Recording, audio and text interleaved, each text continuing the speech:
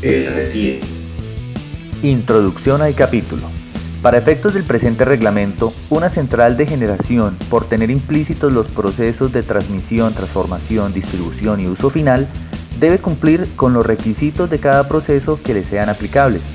Tanto los requisitos de este capítulo como las disposiciones contenidas en este reglamento son de obligatorio cumplimiento en todo el territorio colombiano y deben ser cumplidas por las empresas generadoras que operen en el país. Prescripciones generales. Adicional al cumplimiento de los permisos, requerimientos ambientales de planeación municipal o distrital y de las contenciones a que haya lugar, la central de generación debe cumplir los siguientes requisitos. Edificaciones. En las edificaciones y estructuras de las centrales de generación debe cumplir el Código Sismorresistente Colombiano, que en este caso es la NSR 10. Para las instalaciones eléctricas de uso final deben cumplir la norma técnica colombiana 2050, primera actualización, o la norma internacional IEC, pero nunca debe ser una mezcla de estas dos normas. El edificio de la central de generación eléctrica debe ser independiente de toda construcción no relacionada con el proceso de generación. Se exceptúan de este requisito las instalaciones en industrias que tengan procesos de cogeneración. Está prohibido el empleo de materiales combustibles en las proximidades de las canalizaciones y de las máquinas o equipos eléctricos.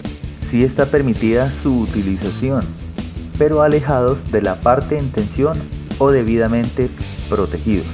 En el centro de control debe haber un mímico que represente un diagrama unifilar de la central, el cual debe ir sobre paneles o en pantallas de computador y cerca de los centros de mando. Un mímico hace referencia a un diagrama unifilar en el cual se pueda hacer una previsión de cómo es el plano el cual se está manejando. Los puentes grúa que maniobran los elementos en las centrales deben disponer de limitadores de recorrido y deben señalizarse la altura disponible de elevación del peso máximo. Deben disponer de una alarma con el fin de avisar al personal cuando éste se encuentre en movimiento. Las compuertas de captación de las centrales hidráulicas deben tener un sistema de control automático y uno manual mecánico para la apertura o cierre según corresponda el caso. En las plantas térmicas que poseen chimeneas de alturas mayores a 25 metros, estas deben pintarse con los requerimientos de señalización aeronáutica. Como lo podemos apreciar en la imagen, son pintadas de naranja y blanco y tienen unas luminarias a cierta distancia para poder ser visibles por las aeronaves.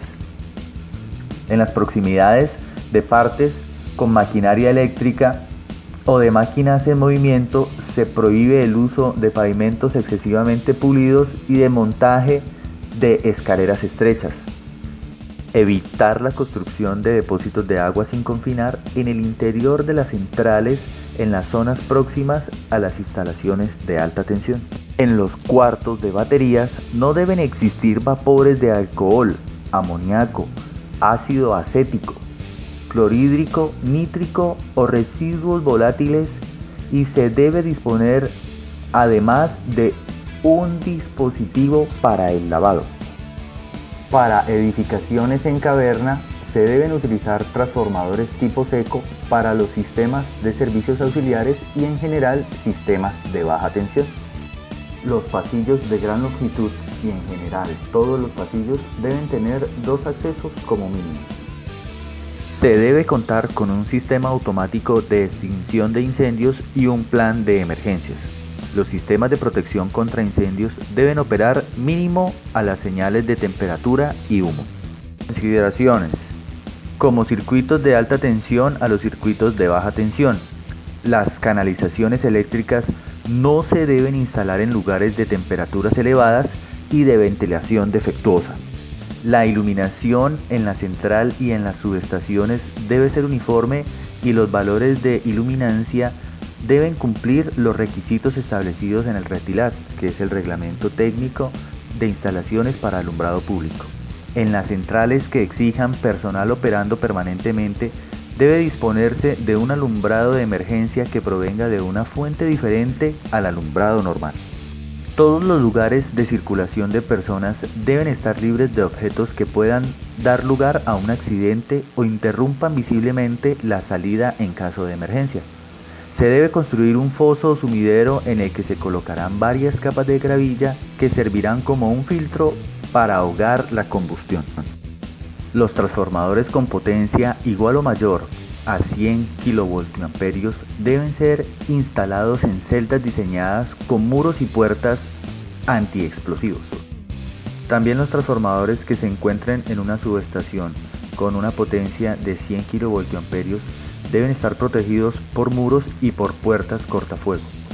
Siempre las conducciones de gas deben ir alejadas de las canalizaciones eléctricas. Las centrales de generación deben cumplir con los límites de emisión de ruido y demás normas establecidas por las autoridades ambientales, igualmente las normas de sismoresistencia. Distancias de seguridad. Las centrales de generación de energía deben cumplir con las distancias de seguridad establecidas en el artículo 13, la presente en el anexo general. Puestas a tierra. Con el fin de garantizar la seguridad del personal en las centrales de generación de energía, se debe cumplir los criterios establecidos en el artículo 15, sistemas de puestas a tierra del presente anexo general. Valores de campo electromagnético. En sitios de trabajo deben verificarse que los niveles de campo electromagnético no superen los valores establecidos en el artículo 14. En la tabla podemos apreciar la exposición ocupacional de un día de trabajo de 8 horas y también podemos apreciar la exposición del público, operación y mantenimiento de las centrales de generación. Estas deben cumplir todos los requerimientos de tipo regulatorio, comercial, ambiental y de planeación municipal o distrital, así como los permisos y concesiones que le apliquen.